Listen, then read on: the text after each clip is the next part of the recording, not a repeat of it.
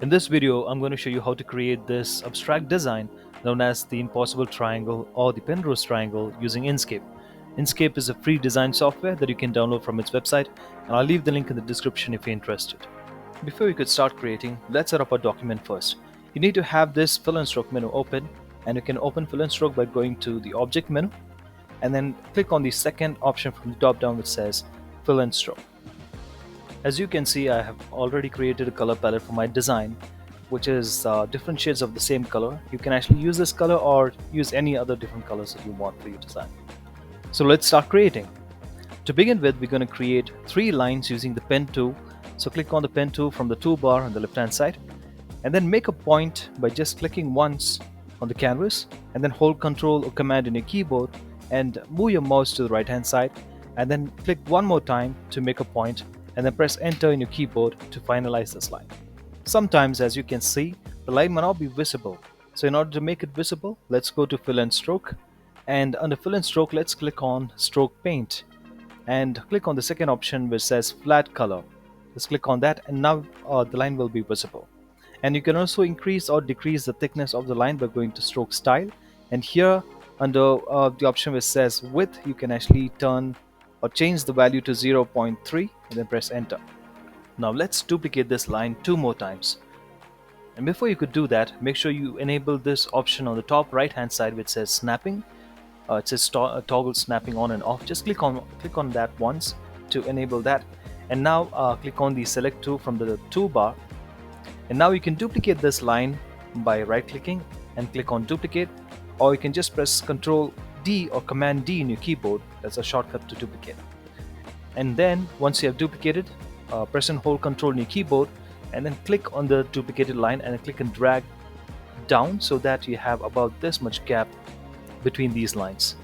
And now once you're duplicated once, you can duplicate it one more time by right clicking and click on duplicate, and then hold Ctrl or Command in your keyboard and then click and drag down. As you can see, there's a red line which indicates that the gap between these lines are equal. So that's why we have clicked on this snapping tool. So once you're done, once you're created all 3 lines, you can click and drag on all of these 3 lines and then press Ctrl G, or you can just right click and then click on group to group these lines.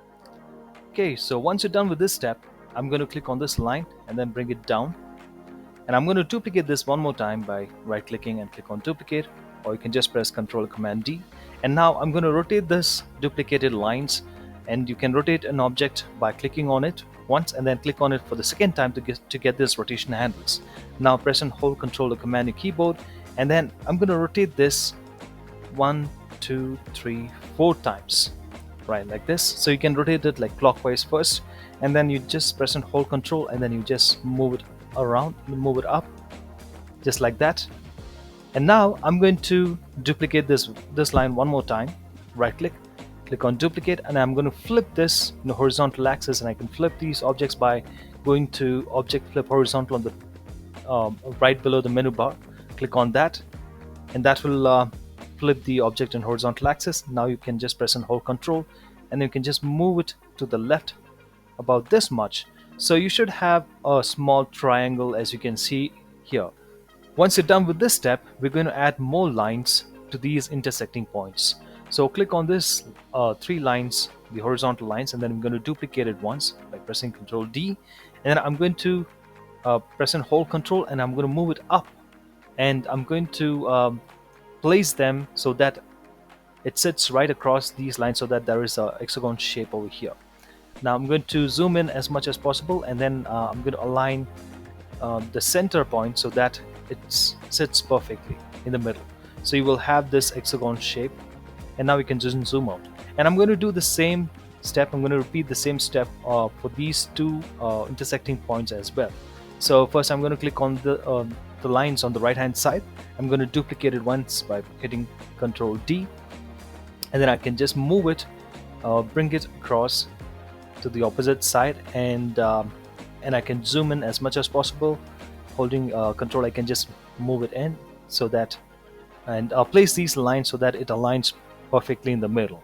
And I'm going to do this one more time by clicking on the left lines, lines that are on the left hand side. I'm going to duplicate it once by pressing Ctrl D, and I'm going to move it across to the opposite side. I'm going to place it here, and I'm going to zoom in and place it exactly in the middle, just like that.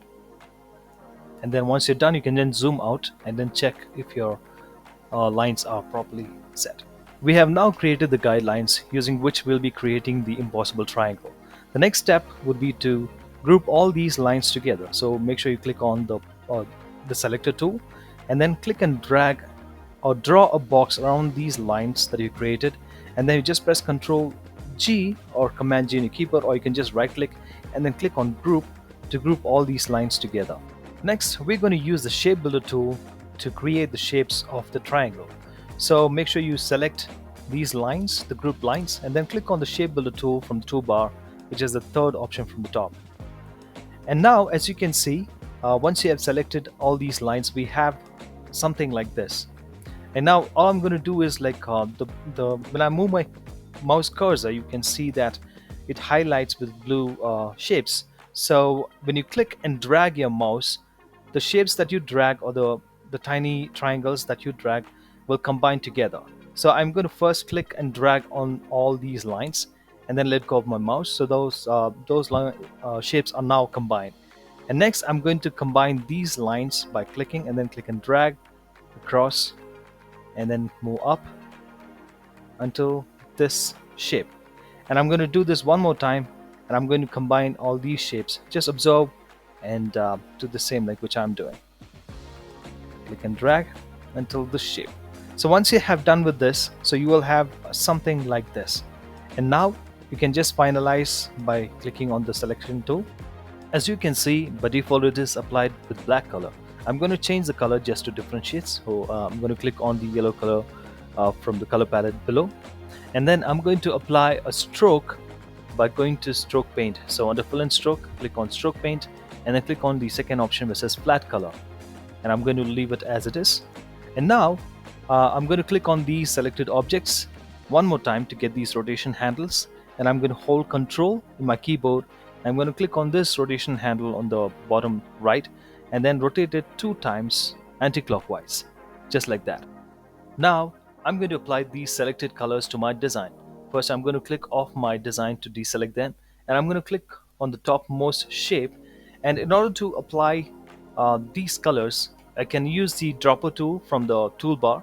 As you can see, the dropper tool is here, or you can use the color picker from the fill and stroke menu. Make sure you have selected the fill menu, and then under fill you have this option at the bottom which says pick color from image. So I'm going to click on this option, and I'm going to click on the light pink shade that I've already selected, and that color will be applied to the shape as soon as you click on that.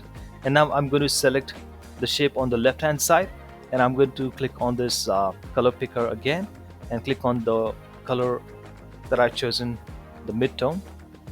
And now I can select the shape on the right hand side, and then I'm going to click on this picker and I click on this color, and that color will be applied to your design. So once you're done with all of this, you can just select on by clicking and dragging on all of these shapes, and then you can group them by pressing Ctrl G. We have now finished creating our design. If you have any questions, leave your questions in the comment below, and thanks for watching.